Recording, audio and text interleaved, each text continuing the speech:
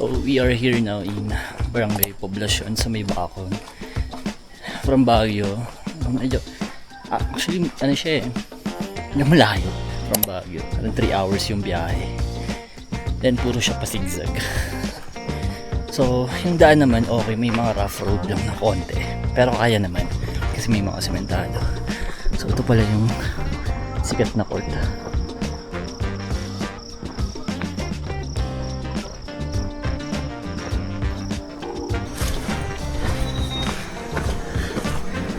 Wala pa kami sa lahat Ang daming pababa. Ito yung first hike ko na nag-hike ako pero puro pababa. Look, ganda.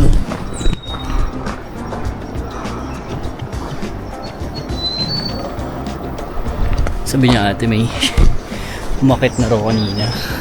Mga nasa parang 100 lang daw yung nag-hike today. Then from Manila daw sila. Yung iba from Baguio. Mas meron pala dito. Pwede pala kayo mag-transient. So ayun, kulang din kami sa research. At pala ganun yung ginawa namin. Dito kami dumiretso nung Friday para at least hindi kami medyo pagod. Nakapagod yung biyahe. Like from Baguio to here 3 hours din tapos puro zigzag. Yun. Tapos yung daan madilim, so parang start pa lang pagod na ako. Mahal na yung hita ko, masakit na. So yun, so tawag din pala nila dito yung sa mountain kanina kung saan kami nag-register is Crying Mountain kasi daw sa dami raw ng falls na lumalabas sa kanya. Minsan daw pag umuulan mas marami pa raw falls. So kaya siya Crying Mountain. Mamaya kami naman yung magka-cry after ng hike. Ganda na no. Ewan kung kita sa video pero ganda ng shape niya. So yun, actually before na ito nasa Baguio pa kami. Dadalawang isip kami tumuloy kasi malayo nga siya parang yung biyahe niya parang pam Mount Pulag ganun. So dapat talaga dito ka nag-stay malapit. So yun, lesson learned. Next time alam na natin ang gagawin.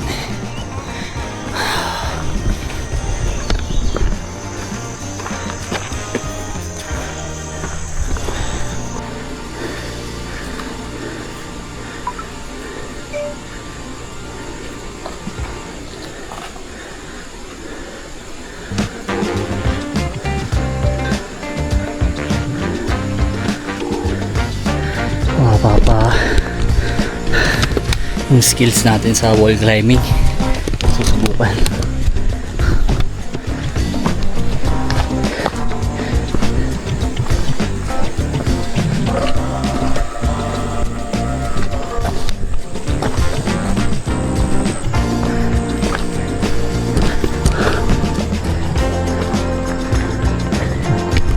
Ahon na bigla taas, grabe. So pag mga ganitong ahon dandahanin lang natin. Dati tayo bibigla. So bibigla tayo. Papagod agad tayo. So dandahan lang. One step at a time.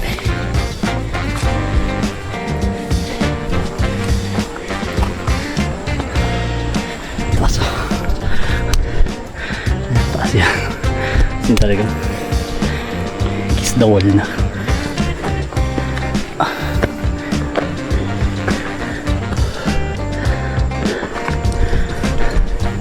Kiss the wall.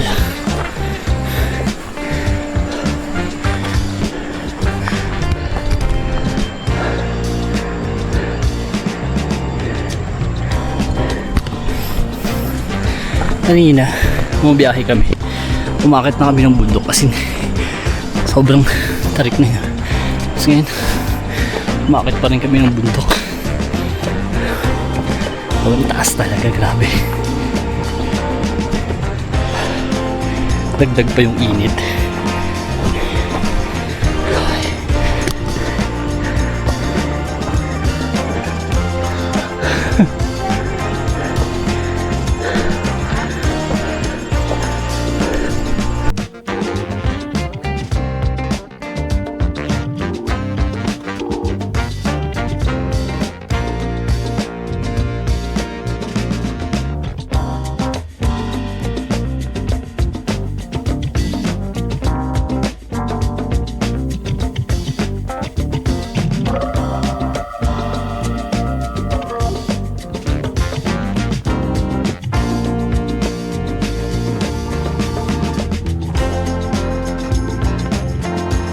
Ito na yung parang pinakamahirap na inakyat namin.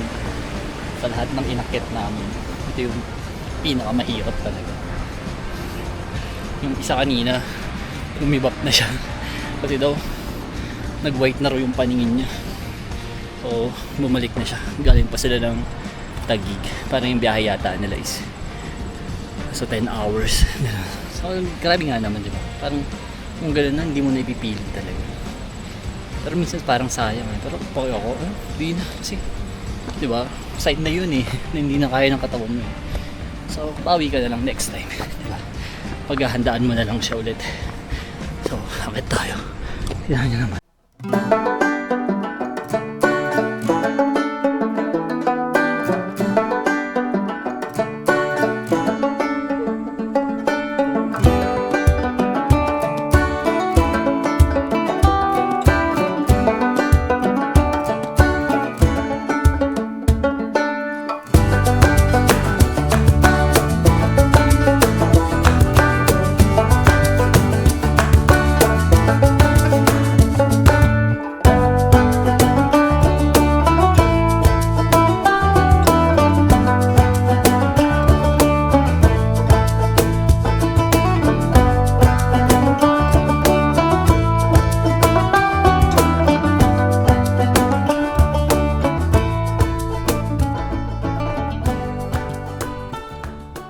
Nalapit na.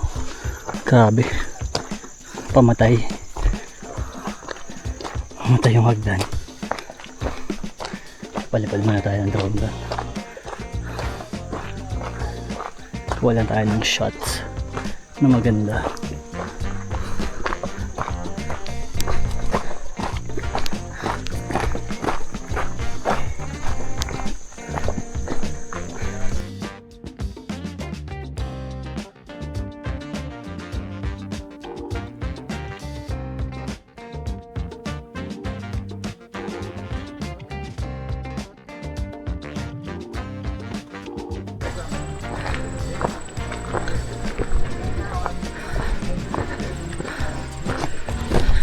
Kunti na lang daw. Lapit na kami, kunti na lang. Kunti na lang ba te? Lapit na ba tayo?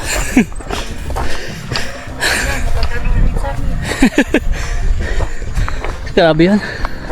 Grabe yung hagdanan na yun. Napaka dami. Ikot pa tayo. Doon pa tayo, di ba? Doon po sa Sa bundok na yun. sa may itch. Ah, dito. Doon po tayo, tapos lakad sa ibabaw. Ah. Mia Marimar. Nagagawa na sa buhay natin. Ano? Worth it ba yan? Pag-akyat natin. Sulit ba? Ang pagod.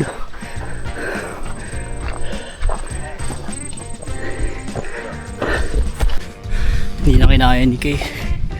Tayo na lang yung umakyat. Pinaiwan na natin yung guide natin doon. Tapos sumabay na lang tayo sa ibang guide, sa ibang group. Kasi yung pababa mahirap talaga eh. Baka hindi niya na kayanin daw pababa. Kasi grabe, no? Kakapahinga lang namin. Pagod na ulit, putik. Grabe. Gusto mo to, di ba? Good luck sa atin. Hayanin natin to. Tatapusin natin to. Kung sa ano lang 2 kilometers. So, lapit-lapit naman. Fudge. Intense. Ang init. Awat talaga. Madaling araw umakit dito. Yung kanina mga bumaba. Madaling araw sila umakit eh. Na. Grabe. Ang umigaling sa pinakababa, nalulula tuloy ako. Yan. Taas. Sa tuktok na kami ng bundok. So, di na lang daw. Ayan na siya eh. Dun. Yeah. Yes. We made it.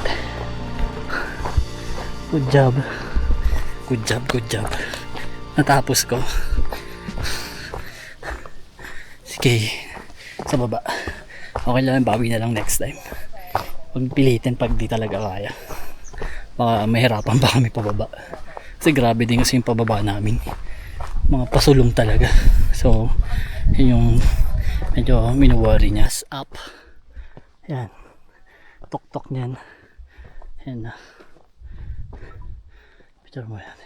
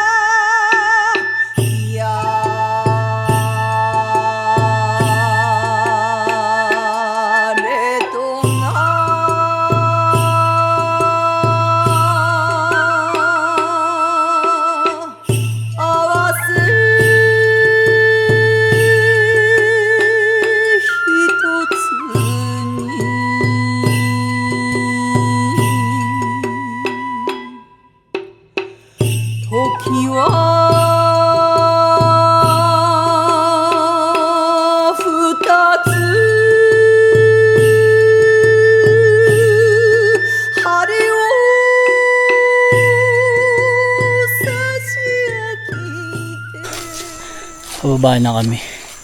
Grabe. Parang yung total hike is nakaka 7 hours na kami. Ito yung small na daan, na tulay. Oops. Oops. So, lapit-lapit na rin kami kung saan yung drop off namin. Sobrang ito yata yung pinaka solid na hike namin. Pakit pa lang kami, parang dadalawang isip na kami na tutuloy kasi medyo late na rin kasi kaming nag-start. So dapat parang pulag pala dapat siya na aakyat ka dapat madaling araw para hindi mainit. Di ba namin alam bakit hindi namin iniisip yun. So ganun dapat pala aakyat para yung init, pag mainit na, pababa ka na lang.